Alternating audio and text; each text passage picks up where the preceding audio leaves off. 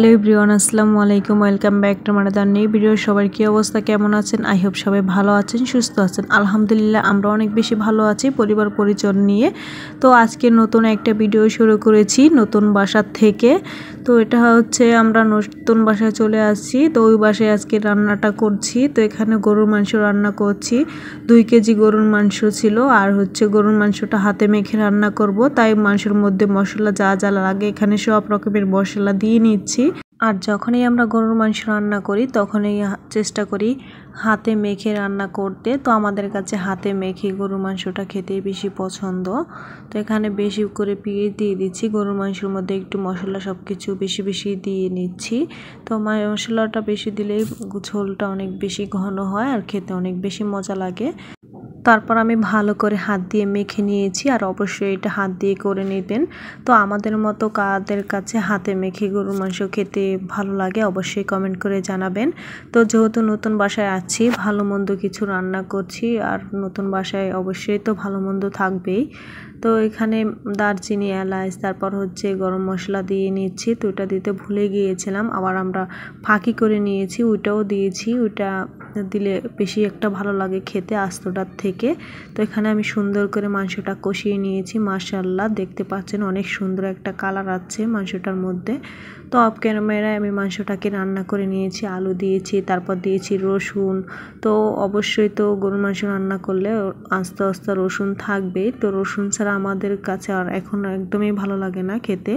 তো রসুন দিলে আমাদের কাছে খেতে অনেক বেশি ভালো লাগে মাংসটা। আর রসুনের সাথে ভাত দিয়ে খেলে কিন্তু অনেক বেশি মজা লাগে। যারা এখনও খান নাই তারা চাইলে ট্রাই করতে পারেন। তো এর মধ্যে মাংস রান্না হয়ে গিয়েছে, আর এখানে হচ্ছে মিষ্টি কুমড়া ভাজছি তেলের মধ্যে লবণ আর হচ্ছে হলুদ দিয়ে, সাথে হচ্ছে পটল। তো পটলও ভেজে নিয়েছি লবণ আর হচ্ছে হলুদ দিয়ে। তো দুইটাই আজকে ভাজা খাবো। তো এই দুইটা ভাজা খেতে অনেক বেশি ভালো লাগে ভাতের সাথে। আর গরুর মাংস যেহেতু রান্না করছি, সাথে তো পাতলা ডাল থাকবেই। তো পাতলা ডাল ছাড়া আমাদের একদমই চলে না মাংস রান্না করলে। আমডাল রান্না করেছি। তো এখানে মোটামুটি সব রান্না আমাদের ডান। তারপর এখন আমরা খাবার খেয়ে নিব, তাই সব খাবার দাবার এখানে টেবিলে নিয়ে নিচ্ছি। তো অফ ক্যামেরায় ভর্তাও ছিল সাথে। তো 4 পদের ভর্তা ছিল। তারপর এখানে ছিল পটল ভাজি, তারপর মিষ্টি কুমড়া, গরুর মাংস, পাতলা ডাল। তো এখন ভাত খাইয়ে নিচ্ছি। তো এখানে ফার্স্টেই ভর্তা দিয়ে খাওয়ার পর তারপরে খাবো হচ্ছে সবাই মিলেই গরুর মাংস দিয়ে। তো ভর্তারে আমরা সবাই পাগল অনেক বেশি। গরুর মাংস আর যা কিছুই থাক না কিন্তু ভর্তা আমাদের থাকলে আর কিছুই আমাদের লাগে না। তো এখানে হচ্ছে সন্ধ্যার পরে চাউমিন রান্না করব। তো চাউমিন রান্না করার জন্য এখানে হচ্ছে পানি দিয়ে দিচ্ছি চুলার মধ্যে। তো চুলার মধ্যে পানিটা গরম হয়ে গিয়েছে, তখনই দিয়ে দিচ্ছি। এটা চাউমিনও বলতে পারেন, আবার ড্রাগন নুডলসও বলতে পারেন। তো যে যেটা বললে চিনবেন, তো সেটাই আমি বললাম। তো এখানে হচ্ছে দিয়ে দিচ্ছি 1 প্যাকেট। এখানে সিদ্ধ হতে কিন্তু এটা অনেক সময় লাগে। তো যেহেতু এটা অনেক বেশি মোটা মোটা হয়ে থাকে সেই জন্য, আর খেতেও কিন্তু অনেক বেশি মজা লাগে। তো এটা সিদ্ধ হতে থাক। আর এদিকে হচ্ছে চিকেন দিয়ে যেহেতু রান্না করব, এখানে চিকেনটাকে আমি ম্যারিনেট করে নিচ্ছি।